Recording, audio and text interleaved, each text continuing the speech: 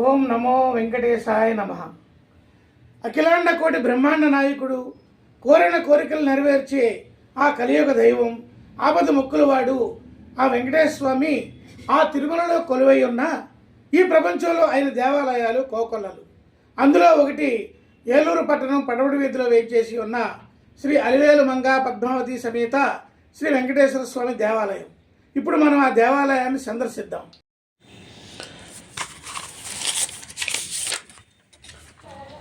ఏలూరు పడమటి వీధిలో వేంచేసి ఉన్న శ్రీ అలివేలు మంగ పద్మావతి సమేత శ్రీ వెంకటేశ్వర స్వామి దేవస్థానం.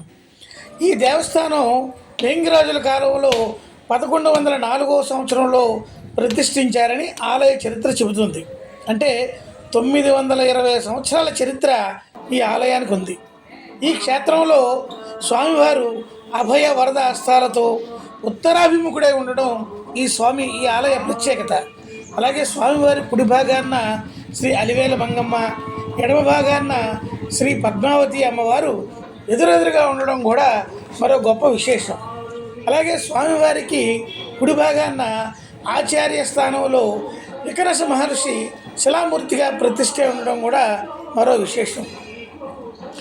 దేవాలయం నందు దక్షిణాభిముఖుడే ఆంజనేయ స్వామివారు, విద్యను ప్రసాదించే శ్రీ లక్ష్మీ హాయగ్రీవ స్వామివారు, శ్రీ రంగనాయక స్వామివారు ఉపాలయాలుగా ఉండడం కూడా మరో విశేషం. శ్రీ స్వామివారి దేవస్థానం నందు వైఖనాస ఆగ మోక్తంగా అర్చనాది కార్యక్రమాలనేవి నిర్వహించబడుతున్నాయి.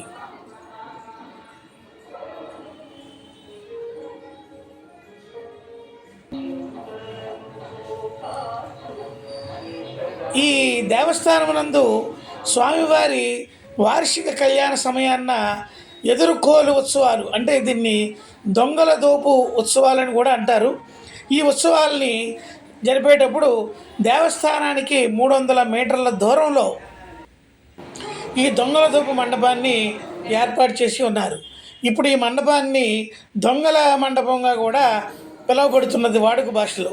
అలాగే ఈ వార్షిక కళ్యాణ సమయంలో పవలింపు సేవ కొరకై దేవస్థానం నందు అద్దాల మహాల్ని కూడా ఏర్పాటు చేశారు.